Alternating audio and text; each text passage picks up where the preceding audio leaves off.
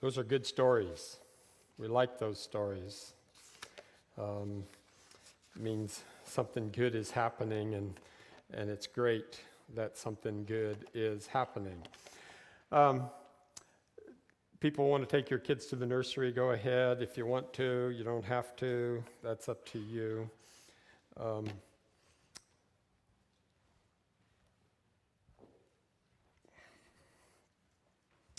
We're on this journey of 1 Corinthians, and back at it again this morning. We've had a couple Sundays out of that. And in 1 Corinthians 8, we had a study about freedom and responsibility. Today, we have a study about freedom and responsibility all over again.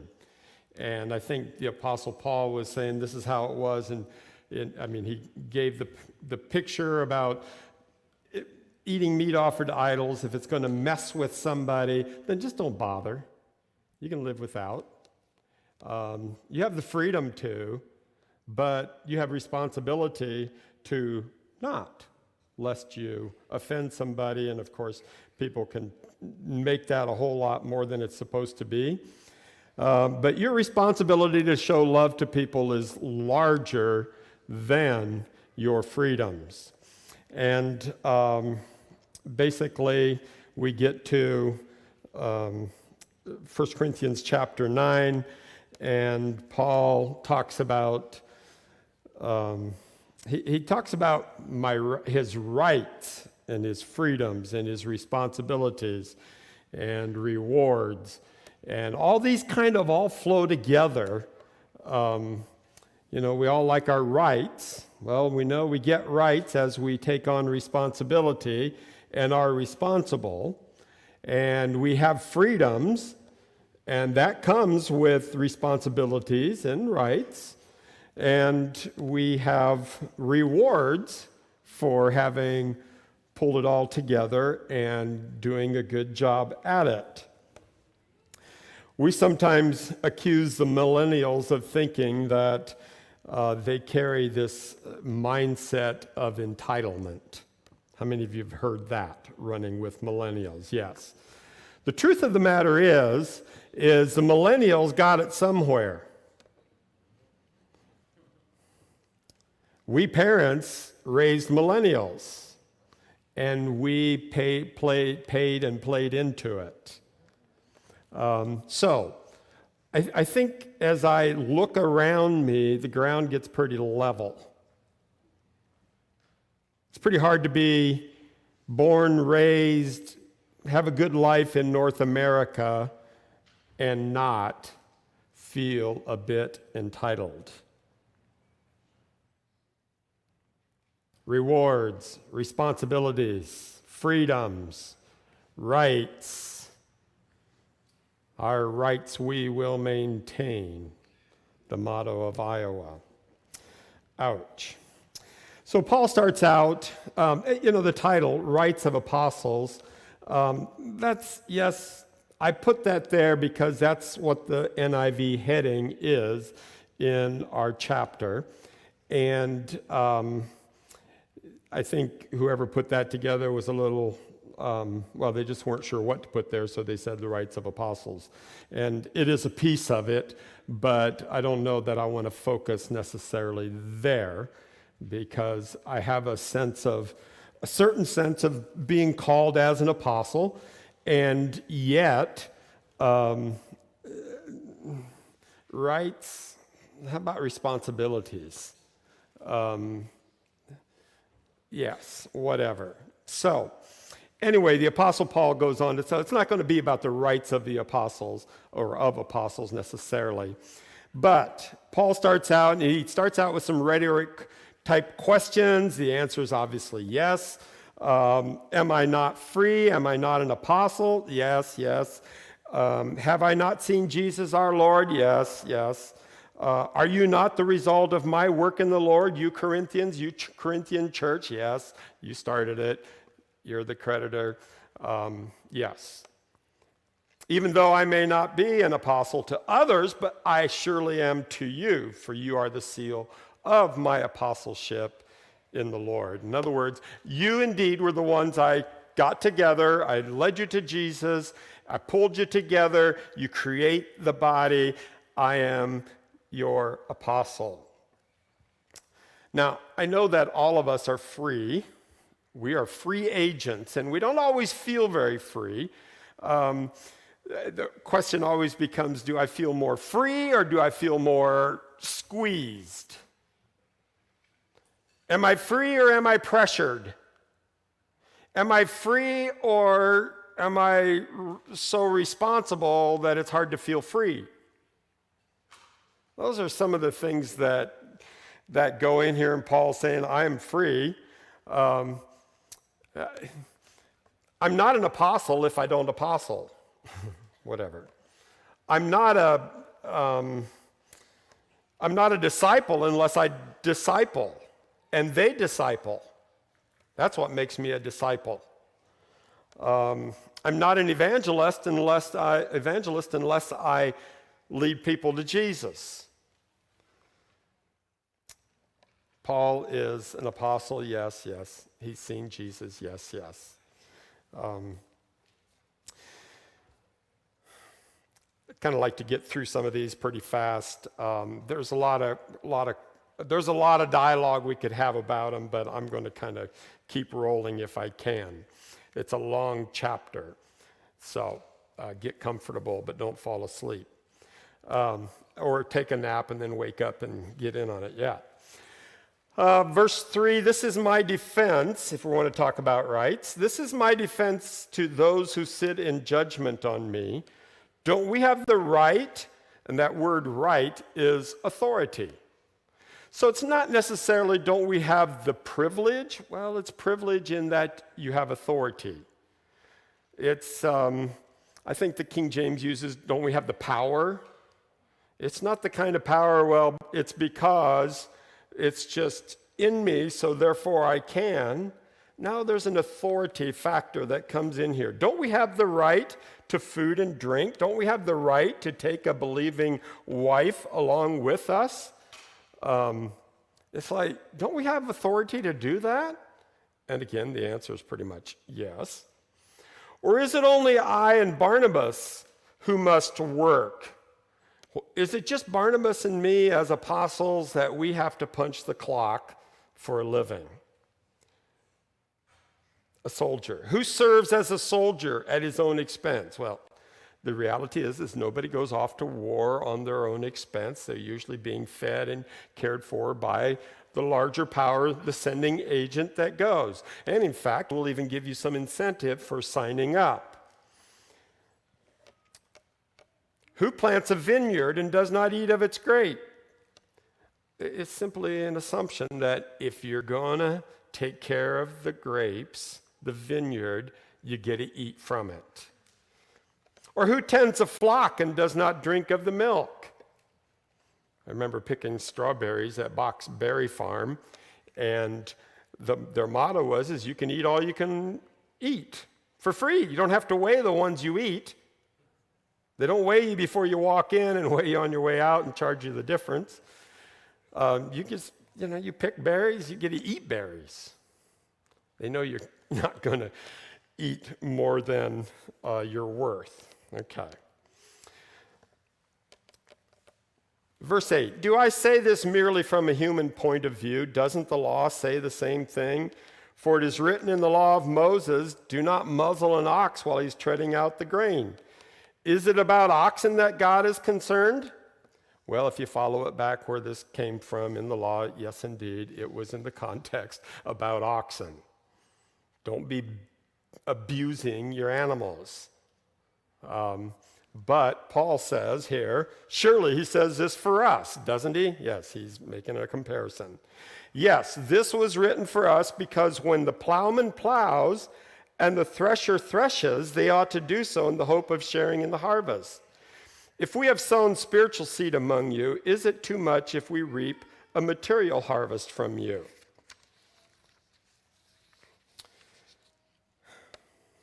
I'll go on. If others have this right of support from you, shouldn't we have it all the more? But we did not use this right. On the contrary, we put up with anything rather than hinder the gospel of Christ. Back in about 1991, I'm not sure of the exact year, but at one of our pastors' conferences with CMC, they kind of set a goal, a vision. They had a vision for our conference was running at about probably, I don't remember, 8,000 to 12,000 people in the whole conference as members. And they set a goal that we want to reach 20,000 by the year 2000. And it was way out there. And I remember thinking, it ain't going to work. And I'm a visionary. But part of the issue we had going, the culture we had going at CMC was we don't pay our pastors. We expect them to be bivocational. And if they're going to be bivocational, they're not going to give much energy to this kind of a goal.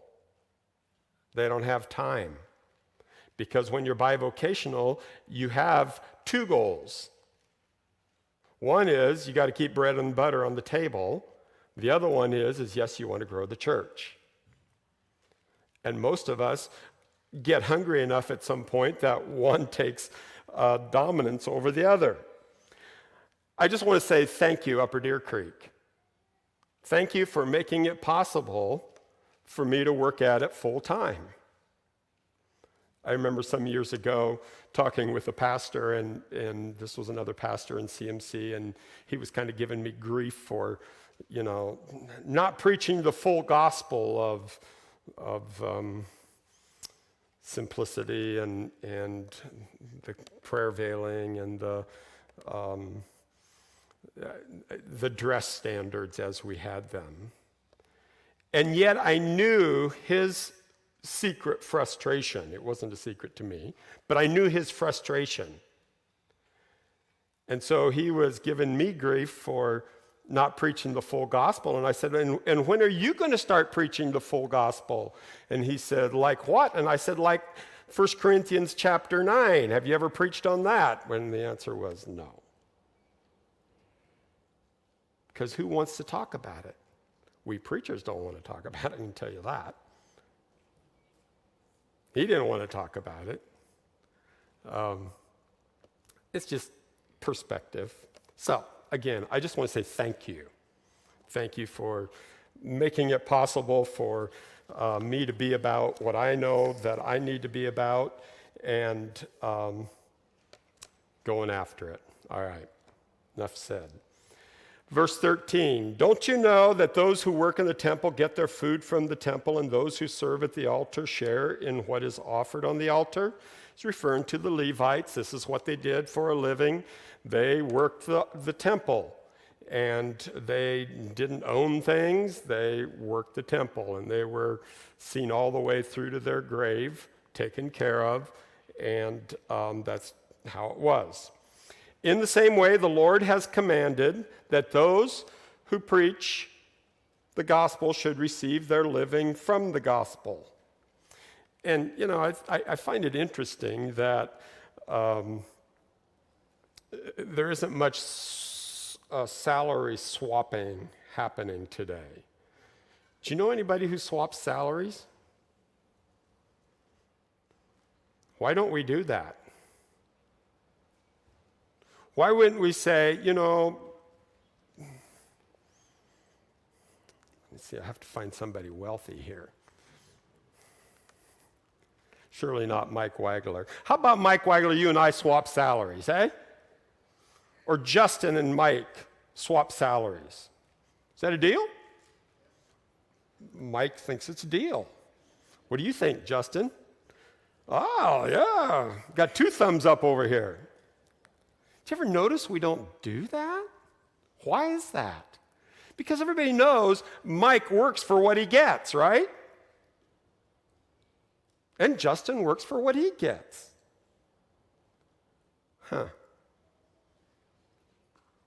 That's all it's saying is we work for what we get. We get what we work for. And this whole thing of bivocational stuff, how many of you are bivocational apart from maybe picking up an extra job on the side because you just want a little extra money. It's not your vocation. How many bivocational people do we have? Isaac, Ethel, just Jason, kind of, yeah, he is. Lawrence. If we trickle down, it becomes more and more. But there's almost no employer among us who would say, I'd like to hire some people. I'd like them all to, be half-time. I need 36 people, but I want them half-time. Why? Because it's huge distraction. Shifting gears, always.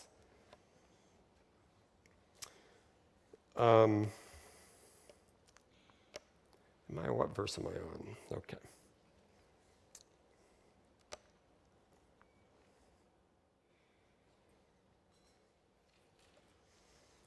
Verse 15. I've not used any of these, but, big one here, but I have not used any of these rights, and I am not writing this in the hope that you will do such things for me. I'd rather die than have anyone deprive me of my boast. Paul's feeling pretty strongly about it here, and he's just basically saying, I'd rather die than have you take away my right to do what I want to do here. My right to not take pay for what I do. It's a freedom. It's a freedom I get. And yet when I preach the gospel, I cannot boast, for I'm compelled to preach. In fact, woe to me if I do not preach the gospel. It's kind of like, well, what choice do I really have? I mean, after all, God has called me to be an apostle, and you can't take that right away from me, he says. Can't do it. I'm compelled to preach. Whether I'm paid or not paid, I'm compelled to preach. That's what he's saying. Of course, I always ask the question, are you so called in your vocation that you are compelled to do it? It's God's call in your life to do that. You can't give it up. You're motivated for it. You have to do it. Money or no money, you got to do it.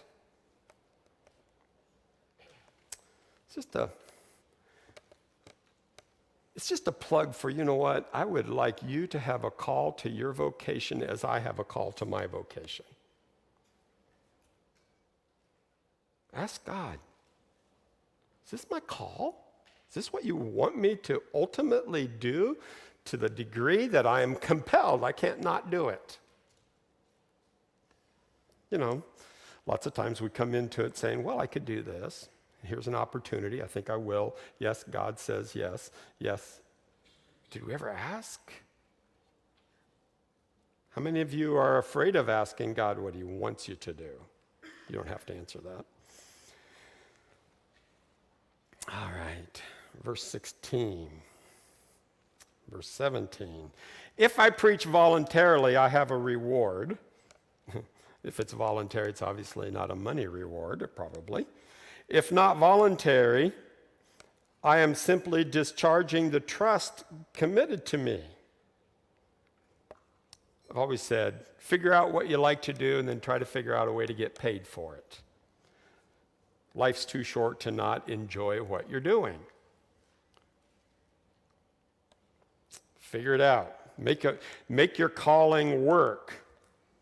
What then is my reward? Just this, that in preaching the gospel, I may offer it free of charge, and so not make use of my rights in preaching it.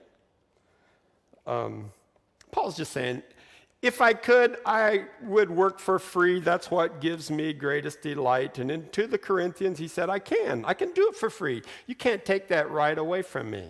I get to do it for free. It's awesome. And we all, to some degree, do it for free, even though we get paid for it. But I think it's something that happens up here and how we look at it. It's like somebody said this week, this person said, Mom always said you don't have to if you want to. So, Paul was expressing the joy of giving that, you know what, it's a right he has. Though I am free and belong to no man, I make myself a slave to everyone to win as many as possible. To the Jews, I became like a Jew to win the Jews. To those under the law, I became like one under the law, though I myself am not under the law, so as to win those under the law. To those not having the law, I became like one not having the law, though I'm not free from God's law, but I'm under Christ's law, so as to win those not having the law. To the weak, I became weak to win the weak. I've become all things to all men, so that by all possible means I might save some. I marvel that Paul the apostle to the Gentiles, as he was willing to be like a Jew. Are you kidding? He can have it. Would I be game to become Amish, to reach the Amish? Paul finds himself the same place. Thanks, but no thanks, but I would if I needed to.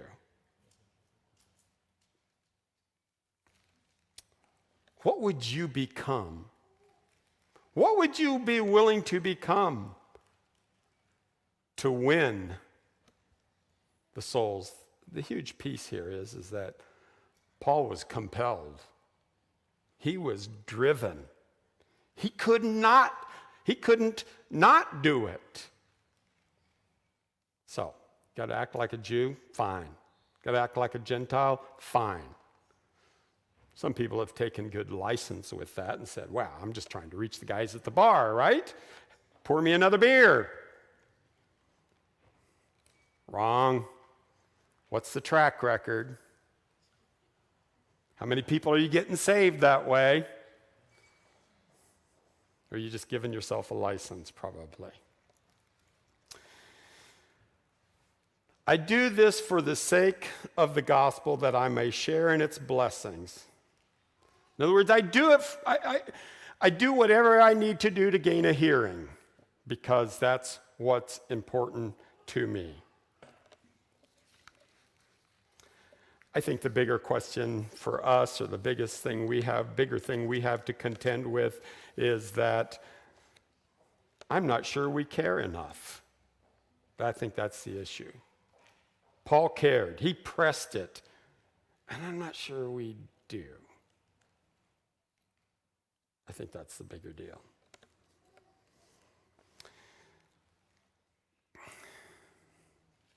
Verse 24. Do you not know that in a race all the runners run, but only one gets the prize? Run in such a way as to get the prize. And when I get to this section, I just think, so how do you finish well? Now, granted, it's probably one of those things that stares at me every time I look in the face. Every time my face looks in the mirror. It stares me in the face. How do you finish well? Now, the young ones among us, it's not too early to start asking that question. How do you finish well? How are you going to finish well? So as I get to these last several verses, it's like this thing is running around in me, just because it's kind of a big deal to me. I was reading that Howard Hendricks one time sat down with his Bible, and supposedly he counted how many names are mentioned in the Bible. Any guesses? Different names mentioned in the Bible. 1,000? 2,000? 3,000? Yes. Around 3,000. A little more, a little less, whatever. By the time you're counting that many and flipping pages, you've lost count. But they say there's about 3,200 different names mentioned in the Bible. And that's not saying, well, there's 5,000 here that he fed. No, they weren't named, okay? So he did that because he wanted to determine how many finished well.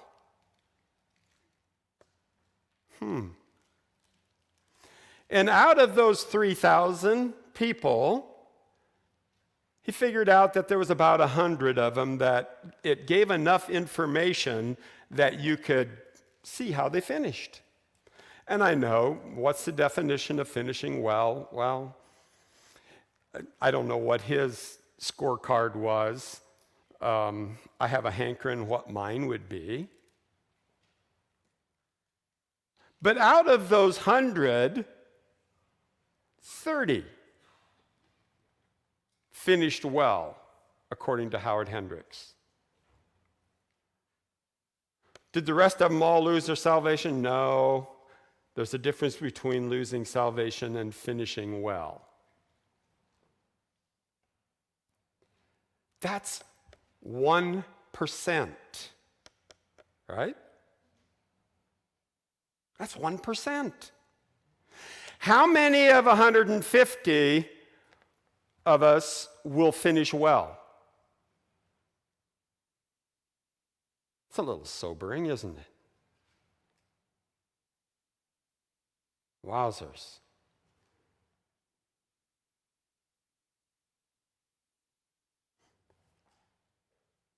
I have a good hankering that the majority of you will finish well.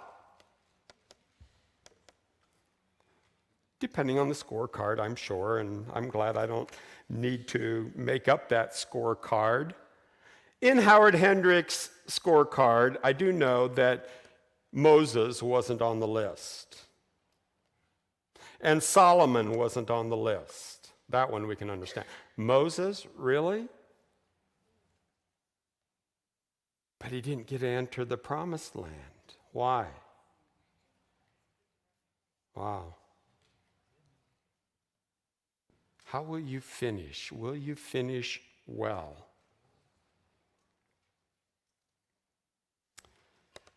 Starting well, how many of you will start well? Starting well is great, isn't it? I love starting well. I'm a starter. I love to start. Starting's easy. Finishing well, that's a challenge.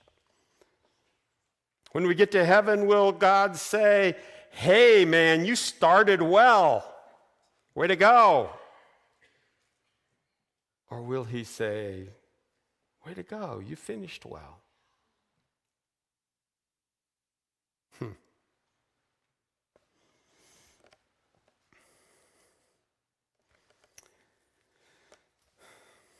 Some of us find ourselves at some spot where, you know what, just leave me out of the conversation here. And I would just say, you know what, pick up. You're on the race. Pick up. Take off from where you're at. Finish well. There's still time. There's still time. 3 key ingredients in these several verses. Run. Run in such a way to get to the prize. And this idea of running to get to the prize, embedded in that is it's more of an attitude than an action. Okay? It's more of a motive than an emotion. You got to stay in it. I get this picture of these parents who invest in their kids to play ball this summer. And if the kid is kind of like, yeah, I think I want to play ball, and dad's forking out some bucks to have him play ball, dad's going to say something like this: oh, you want to play ball? Okay, that's fine. I'll pay it, but you stay in it. No jumping out when the weather is rotten. No jumping out when it's just too hard to work. No. I pay, you stay and play. Put your heart in it. And I wonder if God would kind of do that. Jesus said something like, I paid, now you stay in it. You play the game of life. You're in it. Play it to the end. Play hard.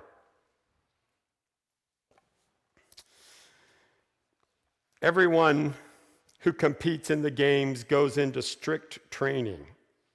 That word strict training, the word compete. Everyone who competes, it's the Greek word agonizomai, or something like that. Agonizomai. We get our English word agony or agonize. Everyone who competes, everyone who agonizes in the games goes into strict training. The word means to fight. The word means to contend, to struggle, to strive. These games that Paul was referencing here could have been Olympics. There was something called the Isthmian Games, something like that. And there were 6 core events. They were made up of racing, wrestling, jumping, boxing, hurling the javelin, and throwing the discus. And to qualify for the Olympics, I don't know about these games in particular, but to qualify for the Olympics in that day, an athlete had to swear on oath that he had been in training for 10 months. In other words, they were trying to weed out those who said, I think I could do that. They were in strict training for 10 months, exercising great self-control to be ready to be one of the fit. In fact, those who didn't undergo the discipline of that, disqualified. Nope, you can't even try. We're not going to give you a slot. Hey, what happened to rights? I have the right to if I want to. Indeed you do. But if you're going to compete in this race, you're going to have to agonize a bit. We know any athletes have certain rights. How many of you ever done a marathon or a part of a marathon? Where's Joan today when we need her? At any rate, how many of you have ever run a race? You haven't done that either? Okay. The point being, you have rights. You have rights to eat chocolate and ice cream and pop and all those things before the race, don't you? You got rights, but you don't want to.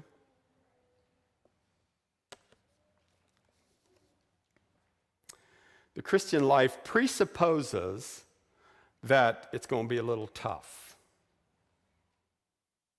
The Apostle Paul told Timothy, he said, everyone who wants to live a godly life in Christ Jesus will be persecuted. There will be struggles, indeed. The marathoners have this thing, I've read about it, I don't want to know about it. I mean, I know it intellectually, but I don't want to know it the other way. They have this thing where they talk about what? Hitting the wall.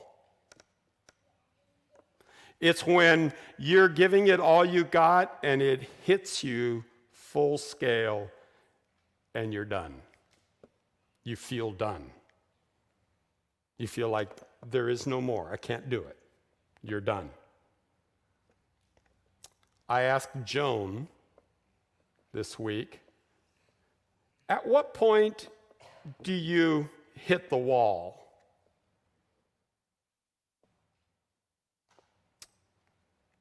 She said, usually, or I have hit the wall at about mile 18. And she's finished marathons. What did she do when she hit the wall? She told herself, I can't do this. I'm done. She felt like it. But she pressed on.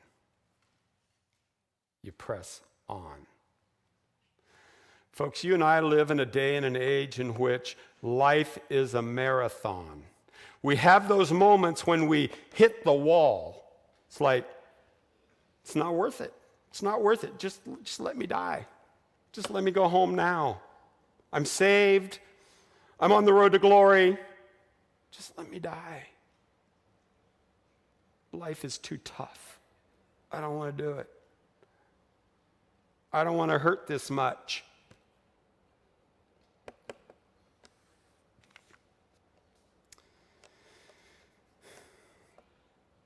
Everyone who competes in the games goes into strict training. They do it to get a crown that will not last. I find it incredible how hard people will work towards that which is this worldly rewarded. What if we would go after the eternal reward, hit the wall, and press on? Just stay at it. Paul says, we do it to get a crown that will last forever. It's answering the eternity questions. Therefore, I do not run like a man running aimlessly. In other words, we set our mind towards the end. We focus. Don't let ourselves get distracted along the way. I know about that. They say in weightlifting, there's a principle that if you want to get big, you want to look it, you want to get big, you're going to have to lift more than what you can.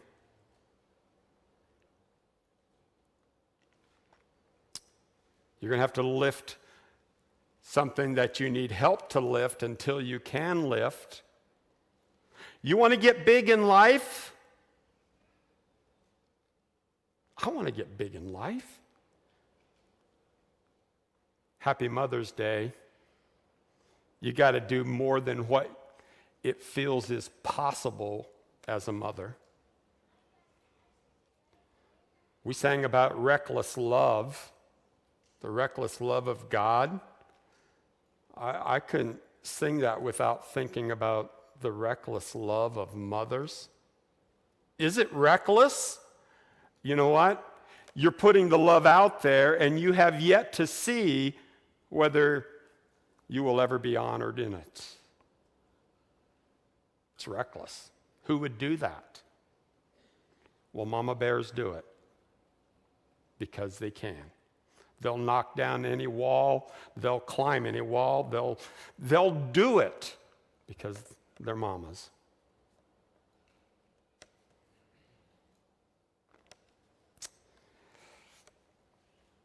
You want to get big in life? Don't quit. How would you like to train for the Olympics? This past year, we read again, and we read it together. We read the Foster book on spiritual disciplines, and I would say it's a worthy read. It's an old book. It's 1978, but it's a celebration of disciplines. And it's not a celebration in one sense, but it is a celebration. It's the inward disciplines of prayer and fasting and meditation and study, the outward disciplines of simplicity, solitude, submission, and service. It's the corporate disciplines of confession and worship, guidance and celebration. If we're going to finish well, you will be applying spiritual disciplines. That's what you'll do. You may not hit them all and score a 10 on all of them, but you will if you're going to finish well. And finally, no, I beat my body and make it my slave so that after I have preached to others, I myself will not be disqualified for the prize. Whatever it is that you're called to do, for Paul it was preaching. Whatever it is that you're compelled.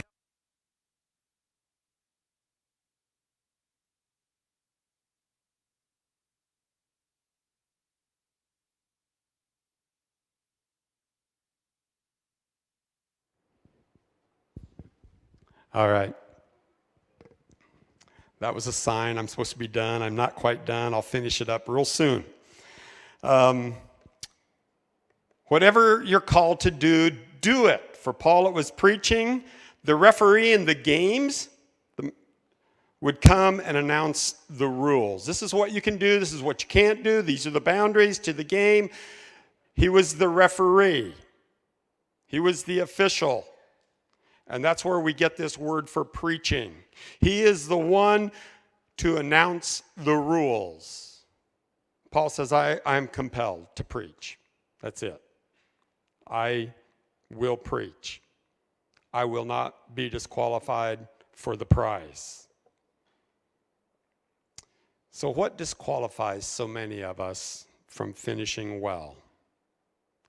I think one of the killers, one of the number one killers is, as it relates to this thing of announcing the rules, it's like saying, this is the way we're going to do, this is the way it has to be done, and then we live over here. That's called lacking integrity. It's saying, this is the way it is, this is the way it shall be, this is the way I do it, and then I live over here.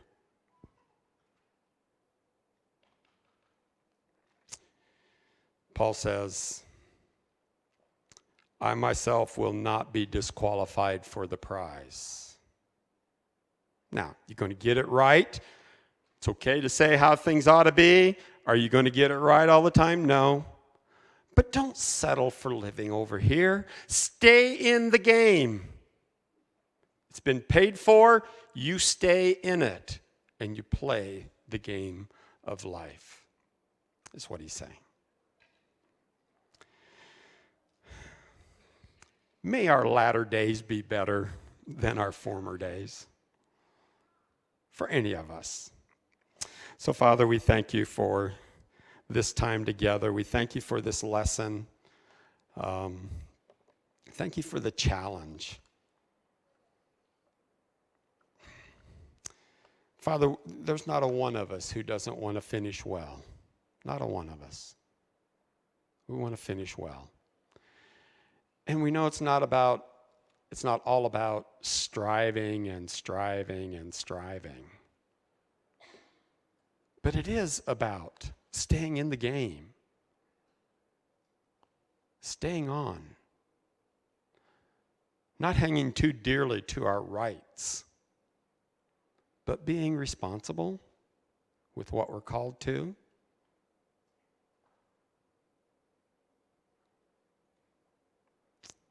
Guarding our freedom, not have it derail us. So thank you. We have confidence in you. In Jesus' name, amen.